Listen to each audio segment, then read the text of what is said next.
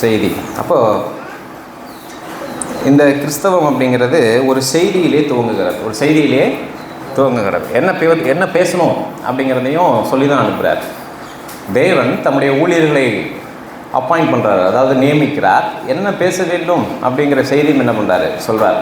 1960களிலே 70களிலே இந்த வெளியில் சுவிசேஷம் கூட்டம் நடக்கும் பார்த்தீங்களா, அந்த போஸ்டரில் பார்த்தீங்கன்னா என்ன இருக்கும் அப்படின்னா, தேவ செய்தின்னு இன்றைக்கி போடுறோம் இல்லையா, அதுக்கு பதிலாக தேவ தூதுன்னு இருக்கும். தேவ தூது. அப்போ இந்த செய்தியை கொண்டு வருகிறவர்கள் தான் தேவனுடைய தூதர்கள். ஆங்கிலத்தில் இப்படி வரும், அம்பாசிடர்ஸ்னு வரும். என்ன வருங்க? ராஜ்யத்தின் செய்தியை கொண்டு வருகிற தூதுவர்கள்.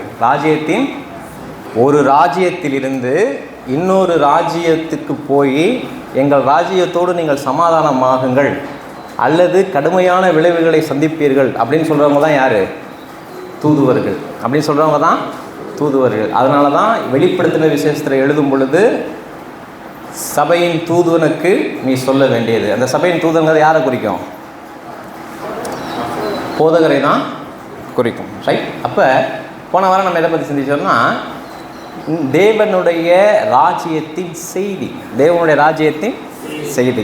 ஒரு மதத்தின் செய்தி எப்படி இருக்கும் அப்படின்னா, அந்த மதத்தினுடைய வழிபாட்டு முறைகளை உள்ளடக்கியிருக்கு. இந்த மதத்தினுடைய வழிபாட்டு முறைகளை, கடவுளுக்கு உகந்த கிழமை எது, ஒருவேளை நம்மளுக்கு புரியும்படி சொன்னோம்னா, கடவுளுக்கு உகந்த கிழமை எது, கடவுளுக்கு உகந்த நேரம் எது, கடவுளுக்கு உகந்த வழிபாடு எது, இன்னும் கடவுளை நெருங்கி சேர்வதற்கு என்ன செய்ய வேண்டும், அப்படி மதம் வந்து என்ன சொல்லித்தரோம்னா, சில கட்டுப்பாடுகளை, அந்த மதத்திற்கே உரிய சில நிபந்தனைகளை, அந்த மதத்திற்கே உரிய சில வழிபாட்டு முறைகளை சொல்லும். ஆனால் கிறிஸ்தவத்தில் இருக்கிற செய்தி அப்படிங்கிறது தேவனுடைய ராஜ்யத்திலிருந்து உலகத்தின் ராஜ்யத்திற்கு வருகிற செய்தி. அதில் என்னென்னா, அந்த செய்தி முழுக்க யாரை பற்றினது அப்படின்னா, ஒரு நபரை பற்றியது. கிறிஸ்துவுக்குள் அப்படின்னு சொல்லி பைபிளில் வரும். இப்போ இதெல்லாம் போன வாரத்தில் சிந்தித்தோம். தேவனுடைய செய்தி எப்படி இருக்கும், உலகத்தினுடைய செய்தி எப்படி இருக்கும், அல்லது தேவனுடைய சபைக்குள்ளேயே இருக்கிற ஒரு உலக கூட்டம் அவங்க எப்படிப்பட்ட செய்தியை கேட்க விரும்புகிறாங்க, அவர்களுக்கு தேவனால் நியமிக்கப்படாதவர்கள் எழும்பி எதை போதிக்கிறாங்க, அதை பற்றி தான் நம்ம சிந்தித்தோம். ஸோ இன்றைக்கும் நமக்கு தலைப்பு மனசு வச்சிட்டிங்கன்னா அந்த கருப்பொருளை நீங்கள் சரியாக புரிஞ்சுக்கிறதுக்கு அது ஏதுவாயிருக்கும். இன்றைக்கு எதை பற்றி சிந்திக்க போகிறோம் அப்படின்னா, தேவனுடைய ராஜ்யத்தின் ரகசியம். அன்னோன், அதாவது யாருக்குமே தெரியாது அப்படிங்கிறதல்ல ரகசியம். தெரிய வேண்டியவர்களுக்கு மட்டுமே தெரிந்தது, அதுதான் என்னதுங்க? ரகசியம். அப்போ தமிழ் மொழியில் ரகசியம் அப்படின்னு வந்திருக்கோம். ஆனால் அதை சரியாக மொழிபெயர்க்கணும் அப்படின்னா மர்மம். அப்படின்னா என்னதுங்க? மர்மம். அதாவது என்ன அப்படின்னா, நீங்கள் ஒரு ஆழமான புல்லரிப்புள்ள ஒரு அனுபவத்துக்குள்ளே போகிறீங்க. சரியா? சரி, ரைட்டு. உங்களுக்கு புரியுமா சொன்னால், பேயை பார்த்துட்டீங்க அப்படின்னு வச்சுக்கோம். பேயை பார்த்துட்டீங்க, என்ன உங்களுக்கு என்ன நினைக்கும்? உடனே புல் அரிக்க ஆரம்பிச்சிச்சு. அப்படியே ஒரு அனுபவம். அதை இன்னொருத்தருக்கு விவரிக்கிறீங்க.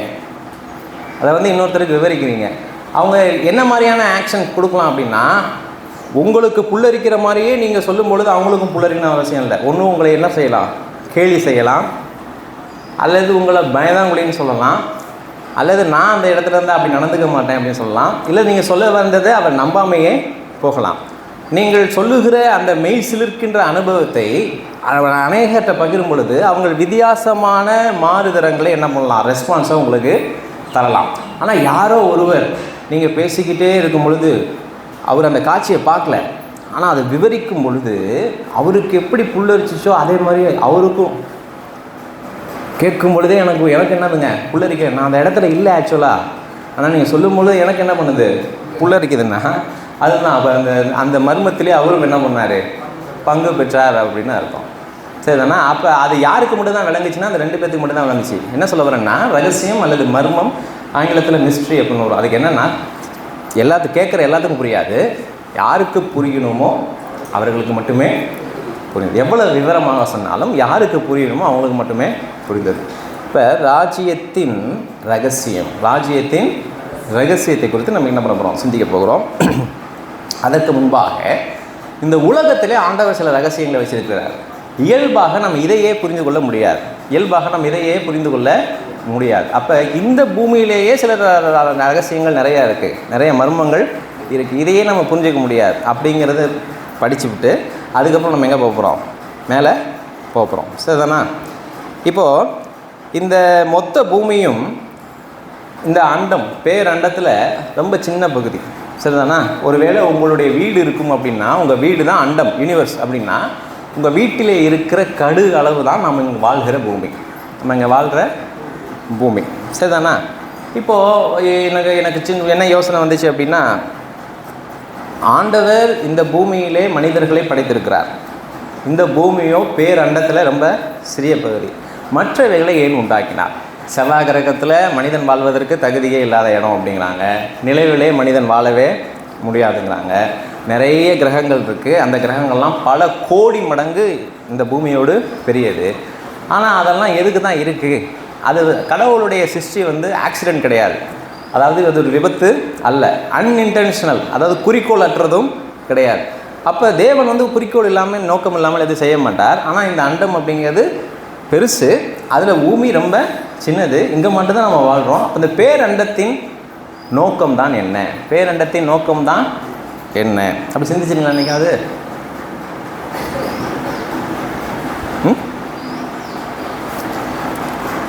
சொல்லுங்கள்.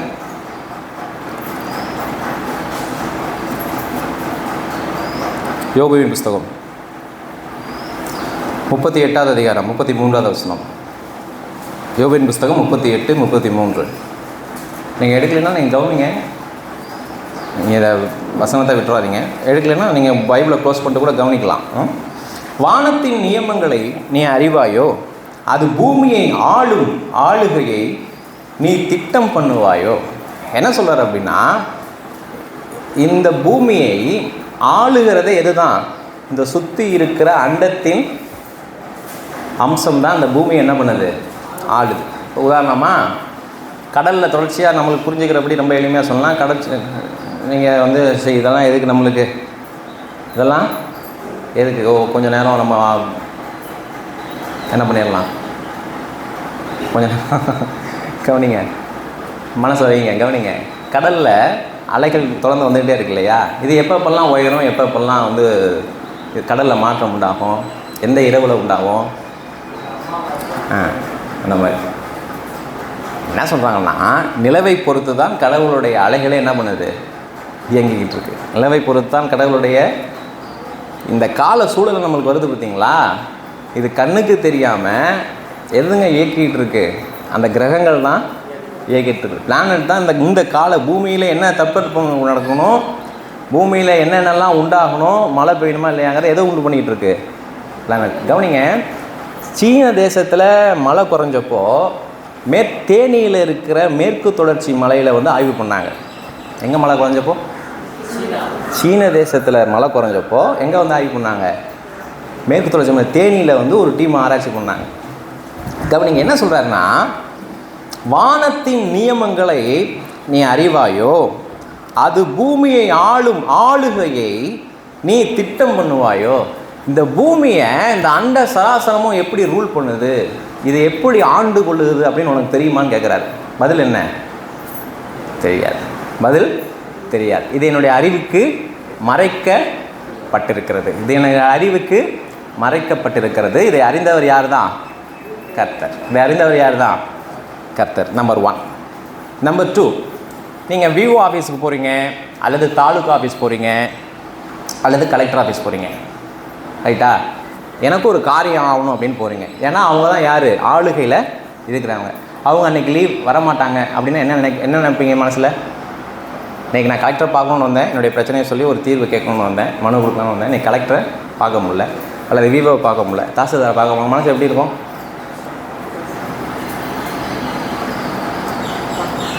எப்படி இருக்கும்? சரி, இப்போது நீங்கள் ஒரு விஷயமாக போகிறீங்க, ஒரு காரியமாக போகிறீங்க, விவோவையோ தாசில்தாரையோ, சத்தம் கரெக்டாக இருக்கா? கலெக்டரே பார்க்க போகிறீங்க. அவர் உங்களை பார்த்துட்டார். அவர் என்ன பண்ணிட்டாரு? உங்களை பார்த்துட்டாரு. அவரையும் நீங்கள் முகத்துக்கு முகம் பார்த்துட்டீங்க, முகத்துக்கு முகம் பார்த்தீங்க. டக்குன்னு மனசில் உள்ள என்ன வரும்? ரொம்ப நாளாக அலைஞ்சிட்டு இருக்கீங்க, சந்தோஷமாக இருக்கும், இன்றைக்கி காரியம் ஆயிடும். நம்ம யாருடைய முகத்தை தேடுறோம்? யார் அத்தாரிட்டியில் இருக்கிறாங்களோ அவங்களுடைய முகத்தை தேடுறோம். ஏன் நினைக்கிறோம்? அந்த ஆளுகையின் மூலமாக நம்முடைய வாழ்க்கையிலே கண்டிப்பாக மாற்றங்கள் உண்டாகும்னு நினைக்கிறோம். வாட் த பைபிள் சேஸ், நீதிமொழிகளின் புஸ்தகம் 29வது அதிகாரம் 26வது வசனம். நீதிமொழிகளின் புஸ்தகம் 29வது அதிகாரம் 26வது வசனம் வாசிங்க.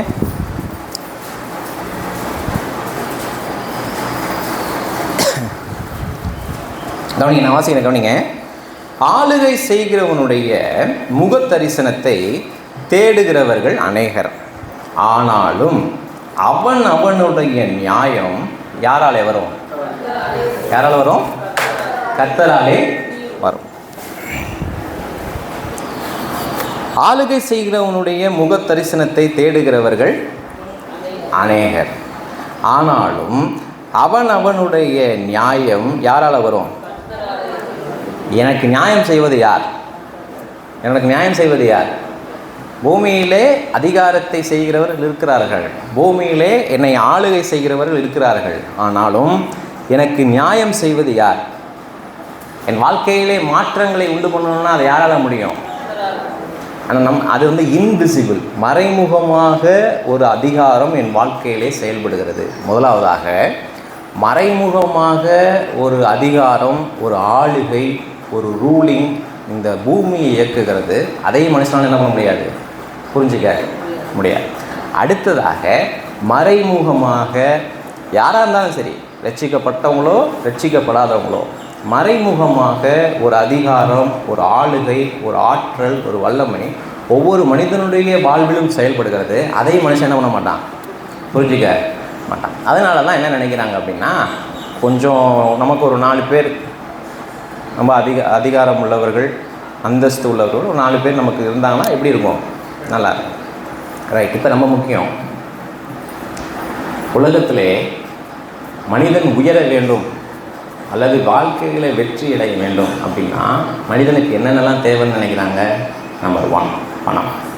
ஒன்று என்னது? பணம். நம்பர் 2 என்னது? அறிவு அல்லது ஞானம். நம்பர் 3 அதிகாரம். நம்பர் 3 என்னது?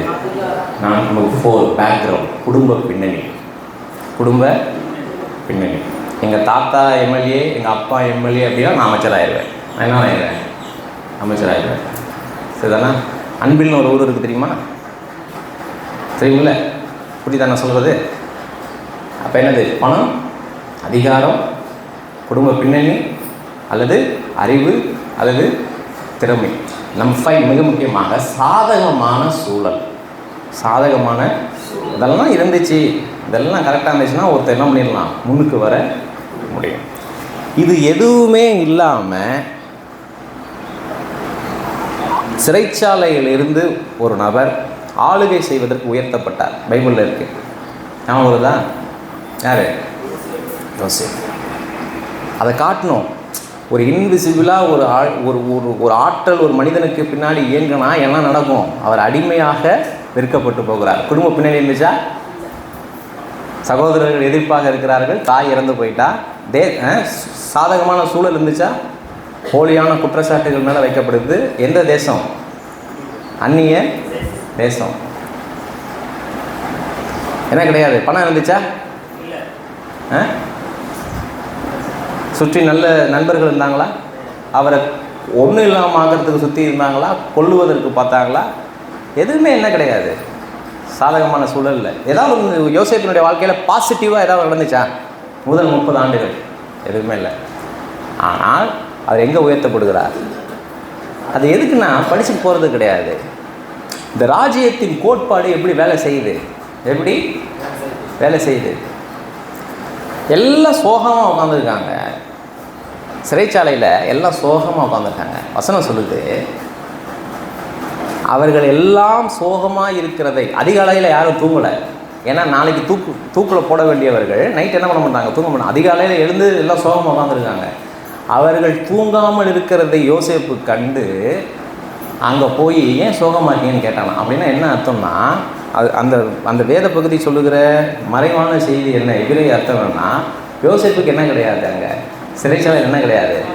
தன் வாழ்க்கை இப்படி கேள்விகளாக்கு எந்த கேள்விகளும் அவன் வாழ்க்கையை பற்றி இல்லை. எனக்கே இப்படி நடக்கணும், நான் நல்லது செஞ்சு ஏன் ஜெயிலுக்கு வந்தேன், கடவுள் என் கூட இருக்கிறாரா இல்லையா, அப்படி தன்னுடைய வாழ்க்கையை பற்றி அவனுக்கு எந்த கேள்விகளும் இல்லை.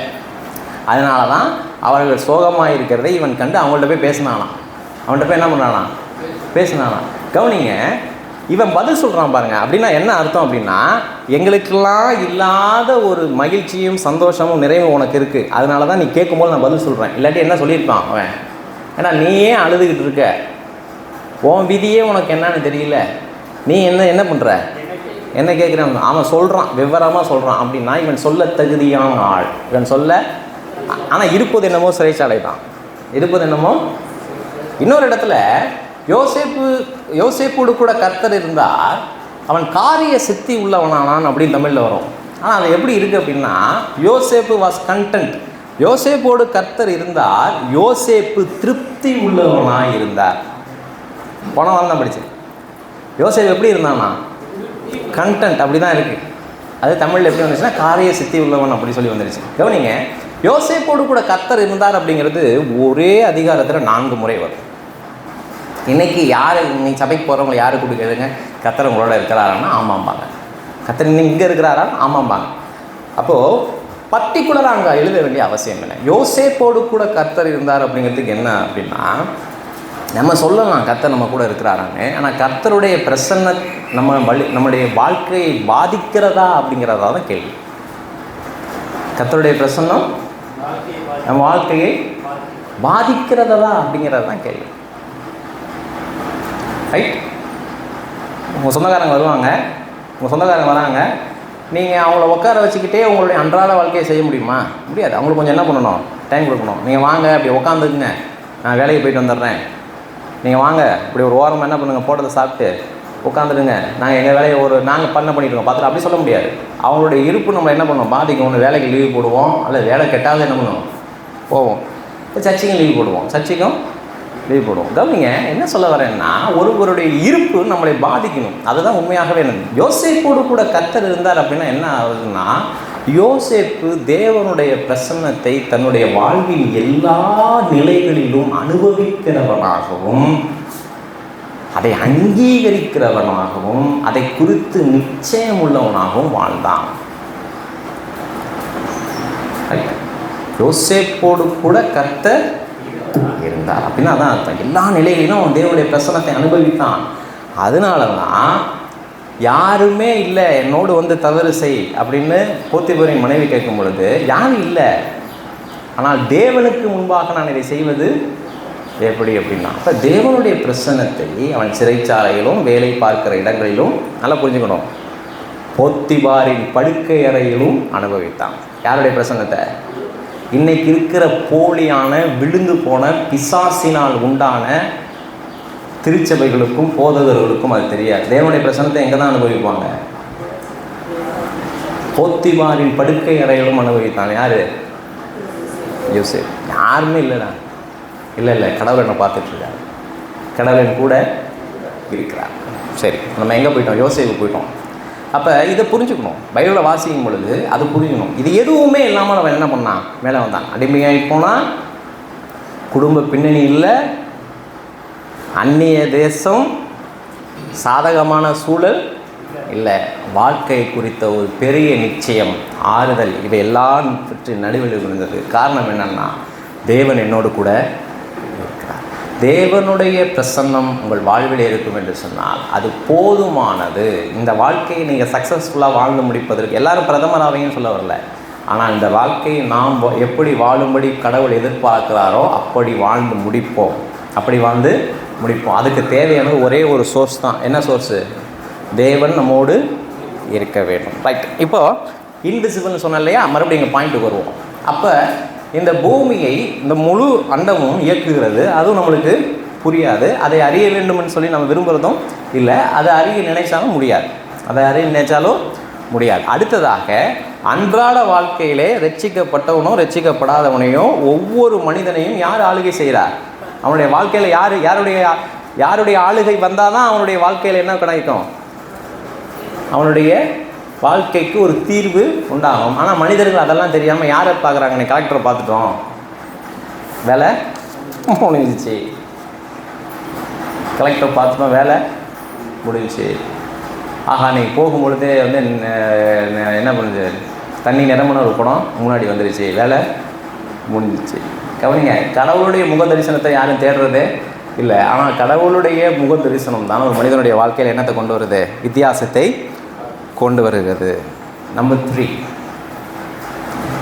மனிதன் தனக்குள்ளாக ஒரு ஆளுகை, அண்டத்தில் இருக்கும் உலகத்தில் இருக்கிற ஆளுகையும் அவன் அறியல, தன்னுடைய வாழ்க்கையோடு தொடர்புடைய ஆளுகையும் அவன் என்ன பண்ணல, அறியலை. அதனால தான் எதுக்கு பின்னாடி என்ன பண்ணிகிட்டு இருக்கான், ஓடிட்டு இருக்கான். அடுத்தது, தனக்குள்ளாகவே ஒரு இம்பல்ஸ், ஒரு கட்டுப்பாடு, ஒரு ஆளுகை, ஒரு அதிகாரம் வேலை செய்யுது. அதையும் மனிதன் என்ன பண்ணல, அறியல. என்ன பார்த்தீங்களா, சங்கீதங்களின் புஸ்தகம் 19வது அதிகாரம் 13வது வசனம். சங்கீதங்களின் புஸ்தகம் 19வது அதிகாரம் 13வது வசனம். துணிகரமான பாவங்களுக்கு உமது அடியேனை விலக்கி காரும், அவைகள் என்னை ஆண்டு கொள்ள ஒட்டாதிரும், அப்பொழுது நான் உத்தமனாகி பெரும் பாதகத்திற்கு நீங்களாகி இருப்பேன். நம்பர் 1 பாவம், நம்பர் 2 பெரும் பாதகம். துணிகரமான பாவங்களுக்கு உமது அடியேனை விலக்கி காரும், அவைகள் என்னை ஆண்டு கொள்ள, எனக்குள்ளாகவே என்னை ஆளுகை செய்கிற ஒரு அதிகாரம் வேலை செஞ்சுக்கிட்டே இருக்கு. நான் விரும்பினதை செய்யக்கூடாமல் பாவத்தை தொடர்ந்து செய்யும்படி, பாவத்தினால் அடிமையாகும்படி, என் வாழ்க்கை பாவத்தினால் அழிந்து போகும்படி ஒரு அதிகாரம் எனக்குள்ளே வேலை செஞ்சுக்கிட்டே இருக்குது. அதையும் மனுஷன் என்ன பண்ண மாட்டான், அறிய மாட்டான். அகெயின் மறுபடியும் அதுக்கு ஒரு உதாரணம் சொல்லணும்னா என்ன உதாரணம் வரலாம், நான் ஒன்றும் அடிமையெல்லாம் கிடையாது, அப்பப்போ சில பார்த்தீங்கன்னா துணி எடுத்துக்கிட்டே இருப்பாங்க, துணி எடுத்துகிட்டே இருப்பாங்க. நம்ம குடிகாரன்னு வெளியே ஃபுல்லாக தெரியும், துணி இப்போ வந்து எடுத்துக்கிட்டே இருப்பாங்க, பணம் சேர்த்துக்கிட்டே இருப்பாங்க, தயிர் சாதத்தை சாப்பிட்டு வேலை பார்த்துக்கிட்டே இருப்பாங்க. எதுக்கு அவங்க பணம் செய்ய, ஏன்னா அது நிறைய பேர் இப்போ பிஸ்னஸ், அதாவது இந்த தொழிலதிபர்களை நிறைய பேட்டி எடுத்து போடுறாங்க. அவங்க சொல்கிறதெல்லாம் பார்த்தீங்கன்னா பணம் பணம் எப்படி சம்பாதிக்கிறது 70 வயசில் வரைக்கும் சொல்கிறாங்க. சொல்லிவிட்டு அப்புறம் ஒரு ஃபிலாசபி பேசுகிறாங்க, பணம் வந்து பெருசு கிடையாது, பணம் என்னது பெருசு கிடையாது. அதனால் பணத்துக்கு நாங்கள் அடிமை இல்லை, ஆனால் தொடர்ச்சியாக 24 மணி நேரம் எதை பற்றி தான் சிந்திப்போம், பணத்தை பற்றி தான் சிந்திப்போம். சிற்றின்பங்களுக்கு நாங்கள் அடிமை இல்லை, நான் தொடர்ந்து 24 மணி நேரமும் சிற்றின்பங்களை பற்றி தான் என்ன பண்ணுவோம், சிந்திப்போம். ரைட். உணவுக்கு அடிமை கிடையாது அப்படின்னு சொல்லுவாங்க. ஆனால் ஒரு வேளை உணவு இல்லாட்டியும் போச்சு, அதோட போச்சு. விரும்பத்தக்க உணவு இல்லாமல் இருந்தாலும் போச்சு. இங்கே பாவம்னா ஹியூமன் நேச்சர் எல்லாவற்றையும் குறிக்கும், மனித இயல்பு எல்லாவற்றையும் குறிக்கும். இப்போ நல்லா சாப்பிடக்கூடாது, நல்லா உடுத்தக்கூடாது அப்படி சொல்ல வரல, என்டர்டெயின்மெண்ட்டே கூடாது அப்படி சொல்ல வரல. நான் சொல்ல நல்லா புரிஞ்சுக்கணும். இதற்கென்றே வாழுகிறவர்கள், இதற்கென்றே வாழுகிறார், இதற்கென்றே வாழுகிறது. இப்போ ஒரு ஃபோர்ஸ் அவங்களுக்குள்ள என்ன பண்ணுது, ஆளுகை செய்து அது அவங்களுக்கு தெரியாது. ஒன்று அதை குறித்து தெரியாதவர்களாக இருப்பாங்க, இல்லை அதை குறித்து பெருமையாக பேசுவாங்க. அதை குறித்து என்ன பண்ணுவாங்க, பெருமையாக பேசுவாங்க. 3 காரியங்கள் சொன்னேன், ஞாபகம் இருக்கா? இதையே மனுஷனுக்கு தெரியாது, இதே மனுஷனுக்கு தெரியாது. இப்போ இதையோட உயரமான ஒரு இடத்துக்கு போக போகிறோம். தேவனுடைய ராஜ்யம், தேவனுடைய ராஜ்யத்தின் ரகசியம், தேவனுடைய ராஜ்யத்தின் ரகசியம். இங்கே தான் இருக்கீங்களா? தேவனுடைய ராஜ்யத்தின் ரகசியம். போன வாரம் படிக்க சொன்ன ஞாபகம் வச்சுருக்கீங்களா? மத்தேயு 13. எத்தனை பேர் படிச்சிங்க? கரங்களை வைக்க முடியுமா? நம்பலாம்ல? Very good.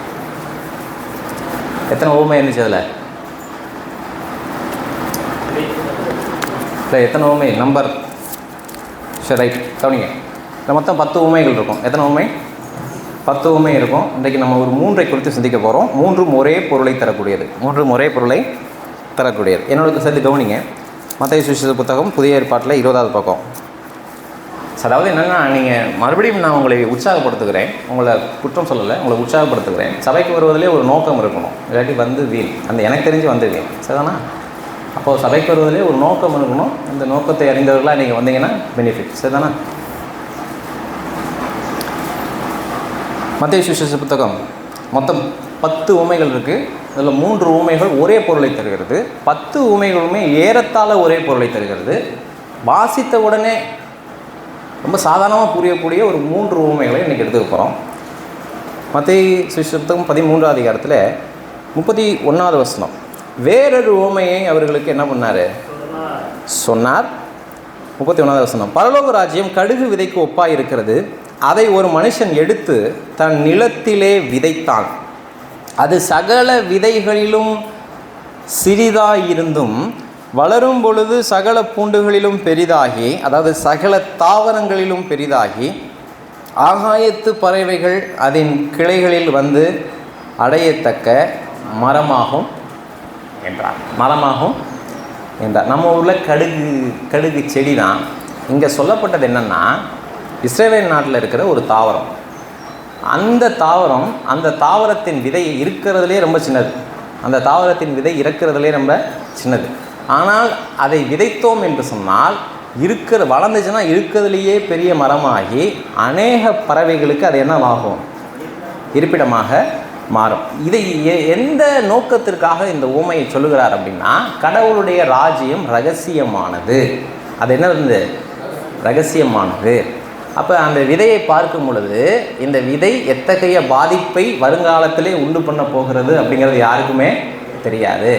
ஆனால் அந்த விதை மறைக்கப்படும் பொழுது, பூமியிலே புதைக்கப்படும் பொழுது, அந்த விதையை காட்டிலும் பல 1000 மடங்காக அது பாதிப்பை வெளியே உண்டு பண்ணி அநேக பறவைகளுக்கு அது மரமாகவும் வீடாகவும் மாறும். இப்போ என்ன சொல்ல வர்றாரு அப்படின்னா,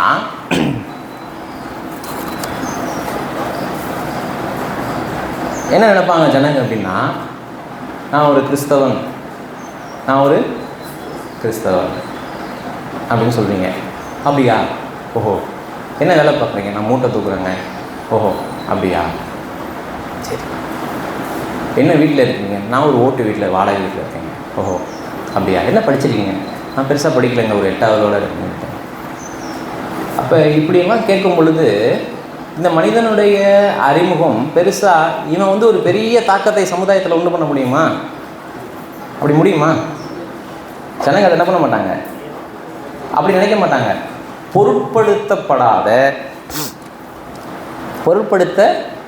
புறக்கணிக்கப்படுகிற ஒரு நபராயினா அந்த மனிதன் என்ன பண்ணுவார்? இருப்பார். அந்த மனிதன் அப்படி தான் இருப்பார். சமுதாயத்தில் யார் தான் தாக்கத்தை உண்டு பண்ணணும்னு நினைக்கிறாங்க? மெத்த படித்தவர்கள் அல்லது அதிகாரம் உடையவர்கள். நீங்கள் கிறிஸ்தவ சபைகளில் எப்படி போதிக்கிறாங்கன்னா, படித்த டாக்டர் ஆகிடுங்க, நீங்கள் சமுதாயத்துக்கு நிறையா செய்யலாம். படித்த ஐஏஎஸ் ஆகிடுங்க, நீங்கள் சமுதாயத்தை என்ன பண்ணலாம்? புரட்டி போடலாம். சமுதாயத்தை என்ன பண்ணலாம்? புரட்டி போடலாம். படித்து இன்ஜினியர் ஆகிடுங்க, நீங்கள் சமுதாயத்தை புரட்டி போடலாம். நான் ஒத்துக்கிறேன், நல்லா படிங்க, சமுதாயத்தையும் புரட்டுங்க, எல்லாம் ஒத்துக்கிறேன். ஆனால் ஸ்பிரிச்சுவல் நீங்கள் சமுதாயத்தை கெடுக்கிறது யார்? படித்தவங்களா படிக்காதவங்களா? சமுதாயத்தை கெடுப்பது யார்? எத்தனை பேர் ஒத்துக்கிறீங்க? ஆஸ்பத்திரி போகிறதுனாலே பயமாக இருக்குங்கன்னு. ஆஸ்பத்திரி போனால் மகிழ்ச்சி வரணுமா, பயம் வரணுமா?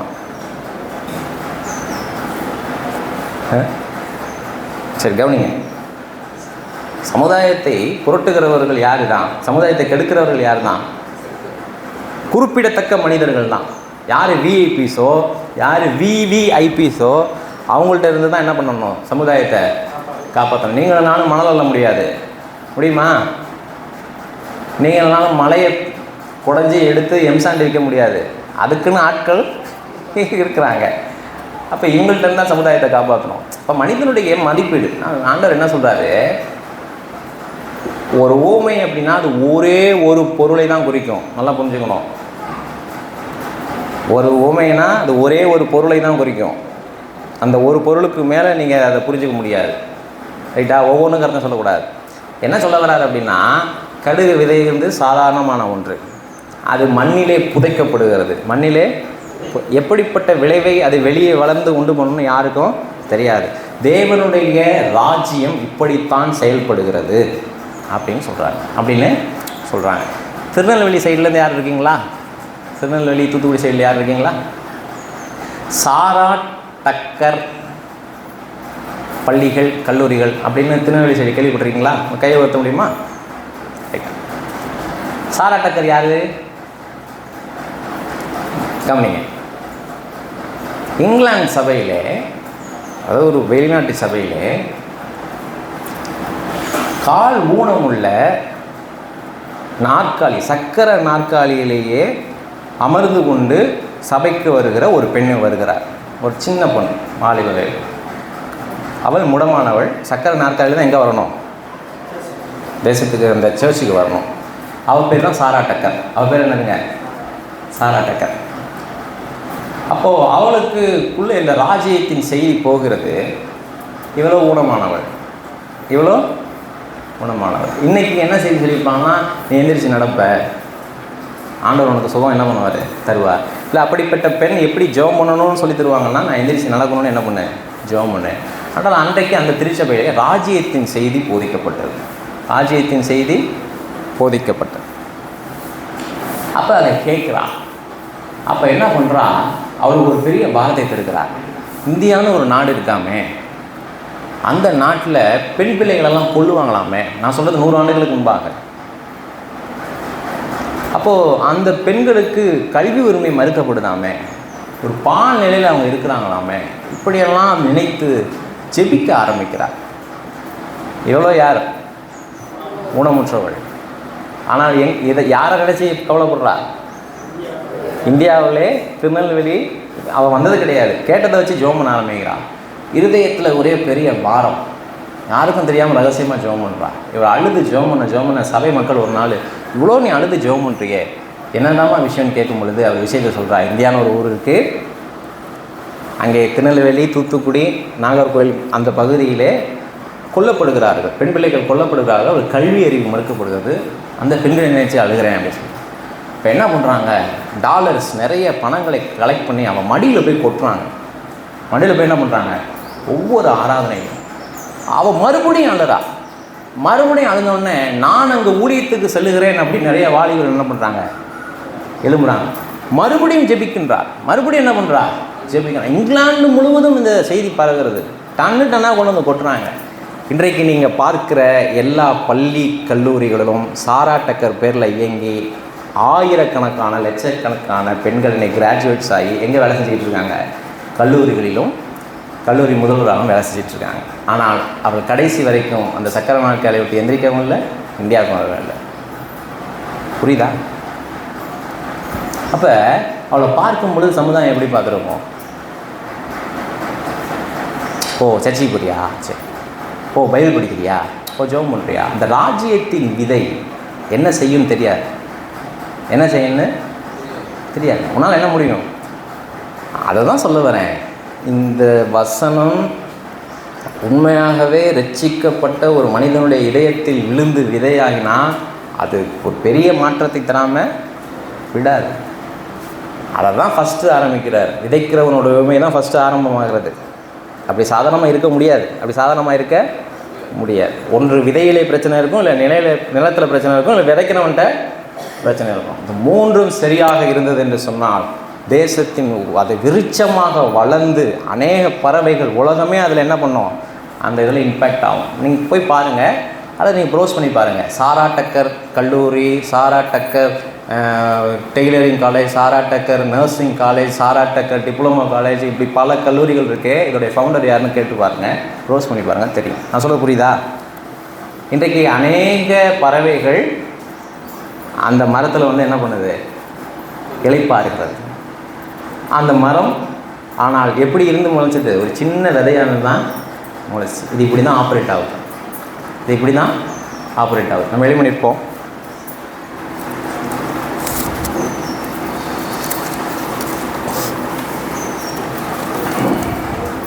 மூன்றாவது உவமை. வேறொரு உவமையை அவர்களுக்கு சொன்னார். பரலோக ராஜ்யம் புளித்த மாவுக்கு ஒப்பாய் இருக்கிறது. அதை ஒரு ஸ்திரீ எடுத்து முழுவதும் புளிக்கும் வரைக்கும் 3 படி மாவிலே அடக்கி வைத்தாள். 3 படி மாவிலே முதலாவதாக அதை ஒரு மனிதன் எடுத்து நிலையத்திலே விதைத்தான், அதுவும் இன்விசிபிள். அடுத்தது ஒரு புளித்த மாவை எடுத்து, கொஞ்சம் புளிச்ச மாவை எடுத்து, புளிக்காத 3 படி மாவில் ஒரு பெண் என்ன பண்ணுறா, அடக்கி வைக்கிறா, அதுவும் இன்விசிபிள். ஆனால் கொஞ்ச காலம் சென்ற பின்பு அந்த புளித்த மாவின் தாக்கம் என்ன பண்ணும், அந்த மற்ற மாவிலும் பரவி எல்லாத்தையும் என்ன பண்ணும், புளிக்க வைக்கும். இன்விசிபிள். இந்த ராஜ்யத்தின் பாதிப்பு, இந்த ராஜ்யத்தினுடைய வீரியம், இதெல்லாமே இன்விசிபிள். சரிதானா? குறிப்பிடத்தக்க மனிதர்கள் அல்லாத சமுதாயத்திலே அற்பமாக எண்ணப்பட்ட மனிதர்கள் தேவனுக்கென்று இந்த உலகத்தை என்ன பண்ணாங்க, அசைத்தார்கள்.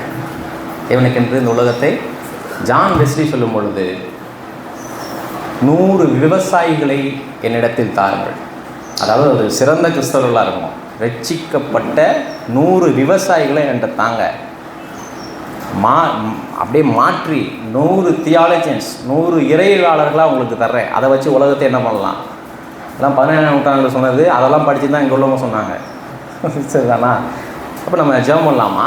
கடவுளுடைய ராஜ்யம் எப்படி வேலை செய்யுது, இன்விசிபிளாக என்ன பண்ணுது, வேலை செய்யுது. அது பார்க்கும் பொழுது மற்றவங்க நம்மளை பார்க்கும் பொழுது அந்த இன்விசிபிள் மேட்டர் தெரியாது. ஏன்னா அவனுக்கு என்னென்ன உலகம் எப்படி இயங்குதுன்னு புரிஞ்சிக்க முடியாது. இந்த உலகத்தில் இருக்கிற அத்தாரிட்டி எப்படி இயங்குது, அதுக்கு பின்னாடி வேலை செய்கிற ஆற்றல் யார், அதுக்கு பின்பாக கடவுள் இருக்கிறார், அதுவும் புரியல.